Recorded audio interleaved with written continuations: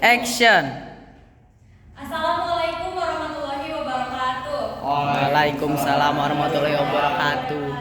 Selamat sore Bapak dosen dan teman-teman lainnya yang berbahagia. Pertama-tama marilah kita panjatkan puji syukur kehadirat Allah Subhanahu wa taala karena telah memberikan rahmat sehingga kita dapat berkumpul di ruang kelas ini. Perkenalkan, nama saya Siti Nurholisa dari kelompok 6. Di sini saya akan bertugas menjadi moderator dalam diskusi materi dari bab 9 yaitu pernikahan membangun keluarga dalam Islam yang akan disampaikan oleh kelompok 5. Sebelumnya memperkenalkan terlebih dahulu dari kelompok 5, silakan. Ya, halo semuanya, halo dosen pengampu yaitu Bapak Anwar. Perkenalkan, nama saya Wildan Ardiansyah, mahasiswa di Sakrasia Pendidikan Bahasa Indonesia dan Sastra Indonesia tahun angkatan 2023 dan akhir nomor pokok mahasiswa 140 kelas D. Perkenalkan, nama saya Ingat Nista dengan akhir NPM 123. Perkenalkan, nama saya Linda dengan akhir NPM 145. Perkenalkan, nama saya Zina Suka Asaida dengan akhir NPM 148. Baik, sebelum mulai ke materi pematerian, mari kita ucapkan basmalah bersama-sama. Bismillahirrahmanirrahim. Selanjutnya penyampaian materi yang pertama akan disampaikan oleh materi pertama. Baik, bismillahirrahmanirrahim. Assalamualaikum warahmatullahi wabarakatuh. Boleh bisa lagi videonya? Ya, bisa. Nah, di sini kami dari kelompok 9 atau kelompok 5 akan membahas pernikahan membangun keluarga dalam Islam. Nah, sebelum kita melanjut kepada materi yang akan kita bahas, kita kaji terlebih dahulu, kita analisis terlebih dahulu dari judul subbab yang akan kita sampaikan. Di sini ada yang namanya keluarga, ada kata keluarga. Nah, apa sih itu keluarga? Jadi, keluarga itu merupakan sebuah perkumpulan di mana seseorang tersebut memiliki sebuah tujuan. Dalam Islam, tentunya kita dituntut untuk dapat berkeluarga atau dapat menjalin hubungan relasi antara satu sama lain, karena hakikatnya kita selaku manusia, selaku makhluk sosial pasti saling membutuhkan dan saling berkomunikasi antara satu sama lainnya. Boleh dilanjut? Di sini ada definisi pernikahan. Dari definisi pernikahan ini ada dua penjelasan: pernikahan secara etimologi atau secara bahasa, dan juga ada pernikahan secara terminologi atau secara istilah. Kita bahas terlebih dahulu dari pernikahan secara etimologi. Pernikahan secara etimologi atau bahasa Arabnya berasal dari kata al-nikah yang bermakna al-wat'in atau berhubungan. Juga ada al-damu al-tadakul, artinya berkumpul hingga memasukkan, dan ada juga yang namanya al-aqad atau perjanjian. Nah, dari ketiga poin tersebut ada bersetubuh bahwasanya perkawinan atau pernikahan ini bermakna bersetubuh, yaitu untuk menghasilkan keturunan, bahwa sebaik-baiknya adalah seorang muslim adalah seorang yang selalu menghasilkan keturunannya. Juga dari tadi ada berhubungan, bahwasanya kita dalam perkawinan ini, dalam pernikahan ini tentunya kita berkumpul, berhubungan setelah kita menghasilkan sebuah keturunan. Juga tadi bahwasanya dari definisi pernikahan secara etimologi ini ada al-aqad atau perjanjian, bahwasanya ketika kita sudah melaksanakan yang namanya pernikahan, sudah ada kertas hitam di atas putih. Jadi kita sudah ada yang namanya perjanjian, dan pernikahan ini tidak bisa main-main hukumnya seperti itu. Juga di yang kedua itu ada pernikahan secara terminologi atau dalam istilahnya adalah secara istilah atau secara pengertiannya. Nah, menurut kutipan dari Muhammad Abu Ishof Ghazali 2006 nomor 19, bahwasanya pernikahan ini adalah akad yang memberikan hukum kebolehan atau kehalalan, yang dimana adanya hubungan keluarga atau dalam istilahnya suami istri antara pria dan wanita, dan dalam perkawinan tersebut atau pernikahan tersebut dari masing-masing suami maupun istri itu harus saling tolong menolong. Juga dalam suami istri itu memang harus menjaga hak kepemilikannya antara satu sama lain. Artinya ketika pasangan suami istri sudah menjalin yang namanya pernikahan, mereka harus dapat menjaga hak dan juga kepemilikannya antara satu sama lain. Juga dari suami dan istri juga harus saling melengkapi satu sama lain dan melengkapi hak juga kewajibannya. Kewajibannya seperti apa? Seperti contoh, saya adalah seorang pria, ketika nanti mengalami yang namanya pernikahan atau perkawinan, saya yang pertama harus dapat menafkahi seorang istri, juga saya harus memperlakukan istri istri dan menggagahi istri secara baik. Juga yang ketiga itu saya selaku suami harus bisa mendidik seorang istri menuju jalan yang lebih baik lagi. Kita lanjut kepada dasar hukumnya. Menikah ini adalah sunnah pada asalnya, tetapi seiring berjalannya waktu, hukum nikah ini dapat berkembang, dapat berubah sesuai dengan kondisi orang yang akan menikahinya. Yang pertama, pernikahan hukumnya dapat menjadi wajib ketika seseorang sudah mampu untuk menjalankan hak dan kewajibannya, juga seseorang tersebut sudah mampu dan memiliki keinginan untuk menjalankan hak dan kewajibannya dan memiliki hasrat, dan seseorang tersebut takut terjerumus akan perzinahan. Maka dari itu hukumnya akan menjadi wajib ketika seseorang memenuhi nikah tersebut. Yang kedua, hukum pernikahan dapat menjadi sunnah apabila seseorang tersebut memiliki hasrat, tetapi seseorang tersebut tidak takut terjerumus kepada yang namanya perzinahan. Dan Rasulullah SAW juga pernah bersabda bahwasanya pernikahan itu adalah penyempurna setengah agama. Jadi ketika seseorang yang tadi sudah saya sebutkan kriterianya tidak menikah itu adalah sunnah. Ketika seseorang tidak takut terjerumus kepada perzinahan. Terus yang ketiga, hukum pernikahan dapat menjadi mubah apabila seseorang memiliki hasrat, tetapi seseorang tersebut tidak memiliki rasa keinginan untuk hak dan kewajibannya atau memenuhi hak dan kewajibannya selaku istri ataupun suami. Itu dapat dikatakan sebagai mubah. Dan yang keempat, hukum pernikahan itu dapat menjadi makruh apabila seseorang itu memiliki hasrat tetapi tidak memiliki keinginan untuk melaksanakan hak dan kewajibannya. Juga seseorang tersebut tidak takut terhadap perzinahan. Terus yang kelima, seseorang itu dapat menjadi haram hukumnya untuk menikah ketika seseorang tersebut tidak memiliki rasa tanggung jawab untuk memenuhi hak dan kewajibannya selaku suami istri. Terima kasih untuk materi yang pertama saya cukupkan. Dilanjut oleh materi yang kedua.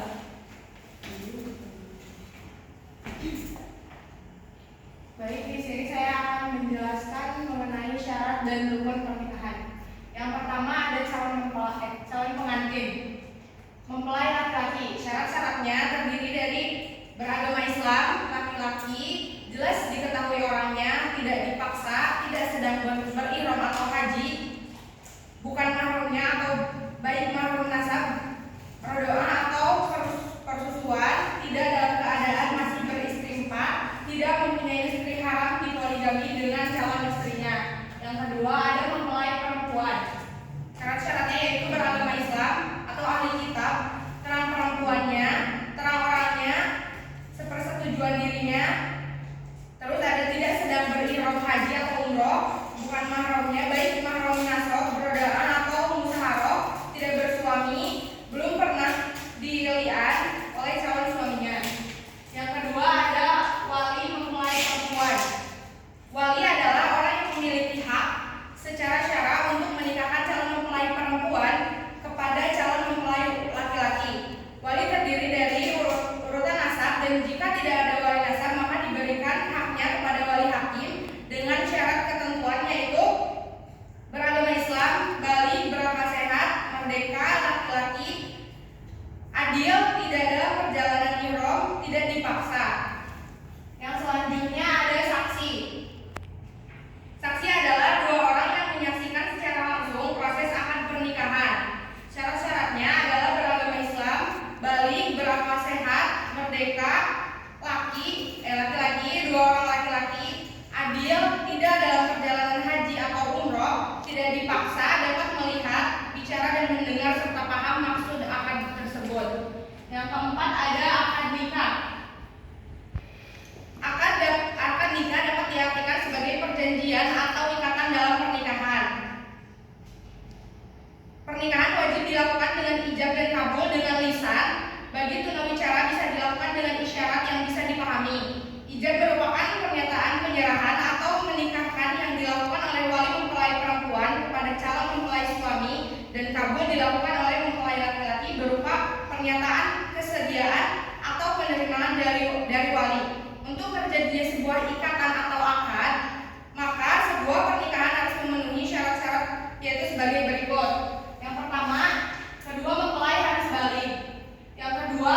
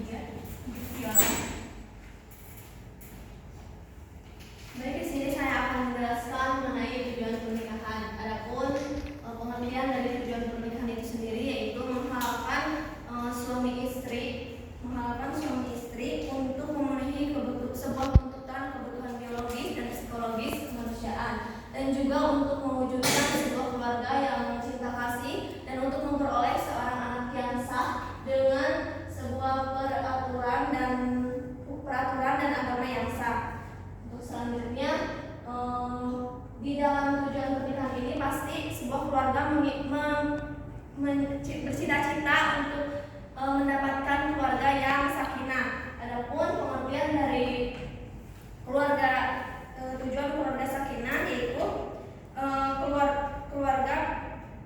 fungsi keluarga sakinah untuk menciptakan suasana yang harmonis dalam kehidupan anggota keluarga.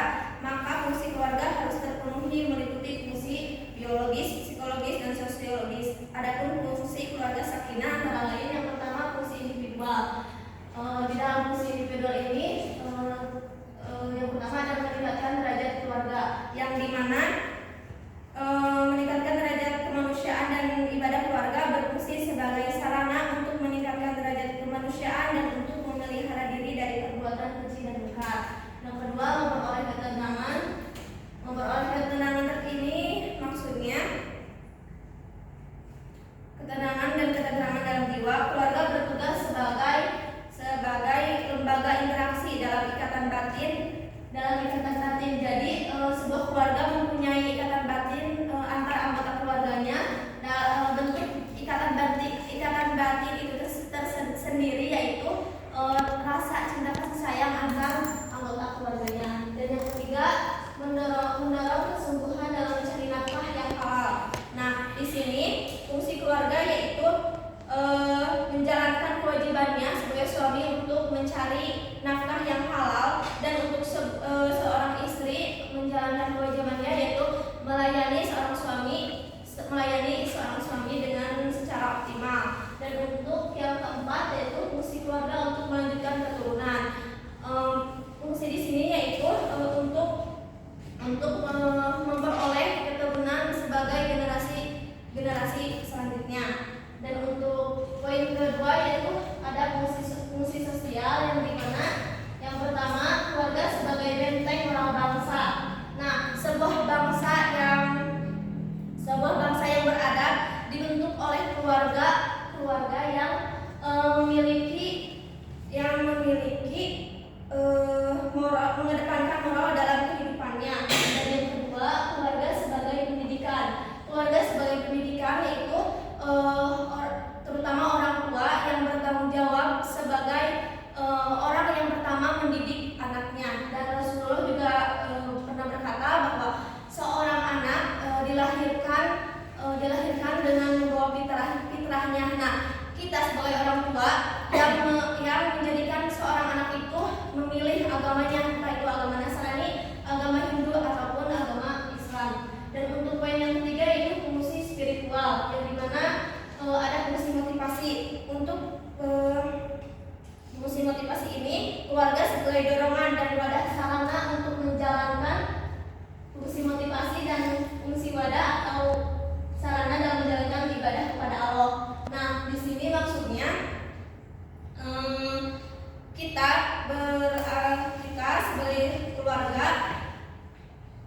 sebagai keluarga bisa mendorong satu sama lain antara anggota keluarganya untuk menjalankan ibadah. Nah, dalam pernikahan ini juga merupakan ibadah dalam jangka waktu yang panjang, misalnya mencari nafkah atau juga melayani suami, terus juga mendidik anak, itu juga salah satu termasuk menjalankan ibadah yang panjang. Terima kasih. Dipersilakan untuk komentar yang keempat.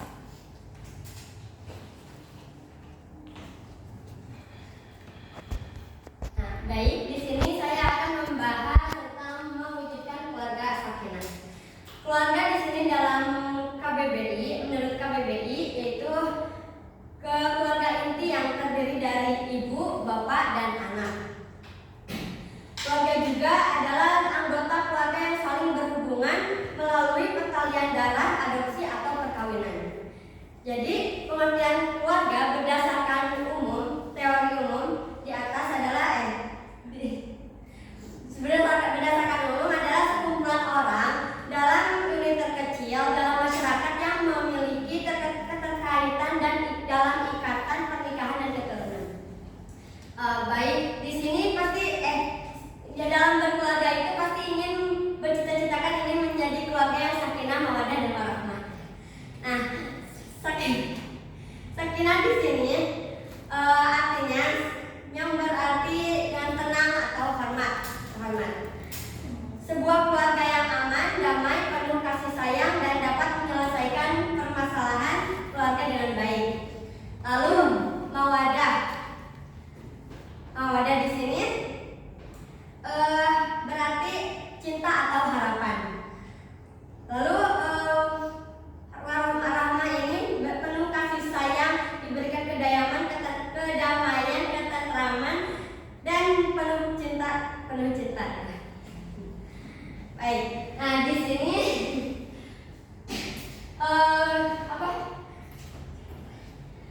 ingin mewujudkan keluarga yang sakinah itu perlu ada beberapa poin di sini. Nah, yang pertama yaitu persiapan pernikahan.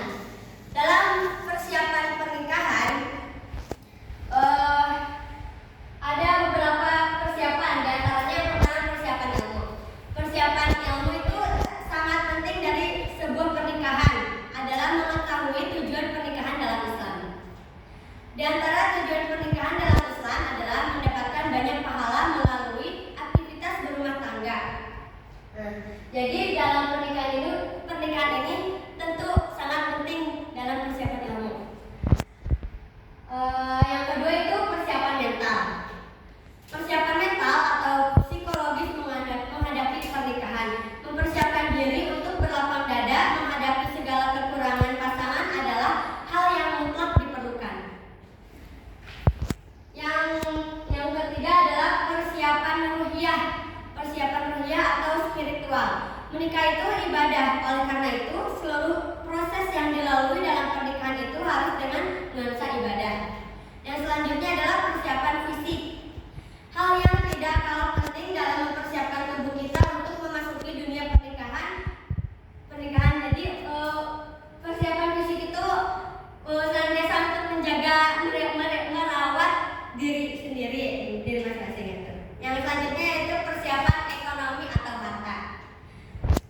Pernikahan merupakan peristiwa yang besar dalam hidup seseorang, sehingga menikah disiapkan terlebih dahulu bekal materi untuk sehingga dalam prosesnya diperlukan biaya yang cukup. Baik, yang poin selanjutnya adalah proses pernikahan. Proses pernikahan memenuhi yang pertama memenuhi rukun pernikahan. Dalam proses pernikahan, seorang harus memenuhi semua syarat dan rukun yang telah ditetapkan seperti yang dibahas dalam materi sebelumnya. Nah, yang pertama itu semua persyaratan terpenuhi, selanjutnya mendaftar setelah memenuhi rukun pernikahan lalu mendaftar di KUA, yaitu kantor urusan agama, untuk mendaftar dan mengikuti tahap selanjutnya berdasarkan aturan hukum yang berlaku agar pernikahan tercatat di pencatatan sipil atau diakui sah oleh negara. Setelah mendaftar di KUA, lalu proses pernikahan dapat disaksikan oleh pihak KUA. Setelah itu selanjutnya diberikan bukti buku pernikahan. Setelah diberi bukti buku pernikahan mengadakan pesta keluarga atau walimah asyik. Yang ketiga itu membangun keluarga. Setelah melaksanakan pernikahan, maka antara suami dan istri terbentuklah sebuah lembaga keluarga yang akan menempa diri dalam berbagai hal di dalamnya. Dalam membangun keluarga membutuhkan mungkin tujuan untuk membangun keluarga. Semua tujuan keluarga ini harus menjadi fondasi dalam membangun keluarga dan menentukan arah dalam mengisi kegiatan sehari-hari di dalam keluarga. Tujuan keluarga ini bisa terwujud dengan upaya-upaya yang dilakukan, diantaranya adalah memiliki ilmu. Pengetahuan ini harus disertai niat untuk mewujudkan dan senantiasa menimpa diri dalam mengembangkan diri menjadi lebih baik, karena hakikatnya pernikahan adalah lembaga pendidikan sepanjang hayat. Yang kedua yaitu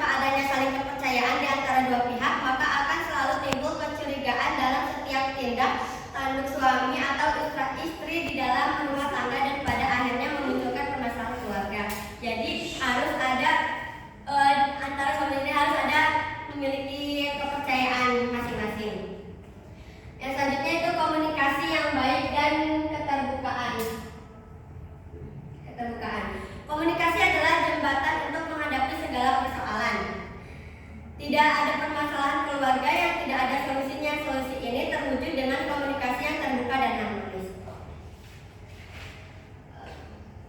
Itu selanjutnya ada kewajiban pria dan wanita setelah menikah.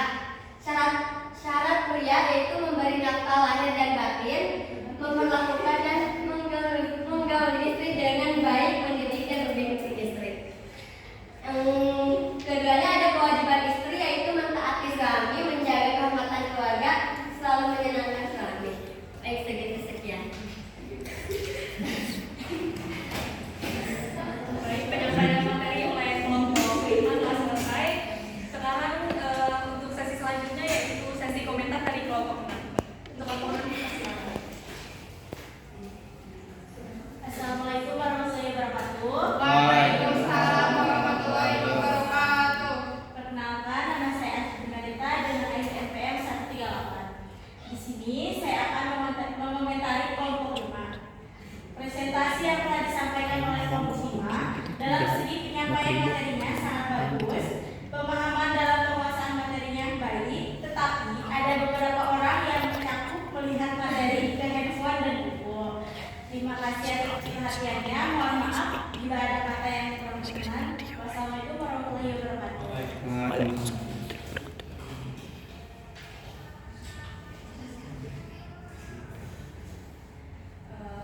Di sini saya akan menyampaikan sedikit, mungkin bukan kesimpulan ya, melalui presentasi kelompok 5 yaitu pernikahan ini. Jadi kita sebagai mahasiswa menjadi tahu bagaimana pernikahan dalam agama Islam untuk membangun keluarga yang baik dan niat untuk menikah juga harus baik dan yakin agar keluarga itu terwujudnya keluarga yang sakinah. Mungkin cukup dari saya. Tidak ada tambahan lainnya. Untuk pertanyaan kan bisa di kolom komentar ya.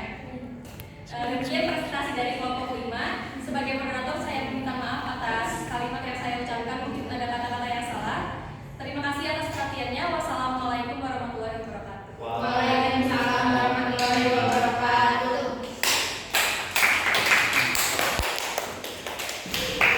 Oh my god.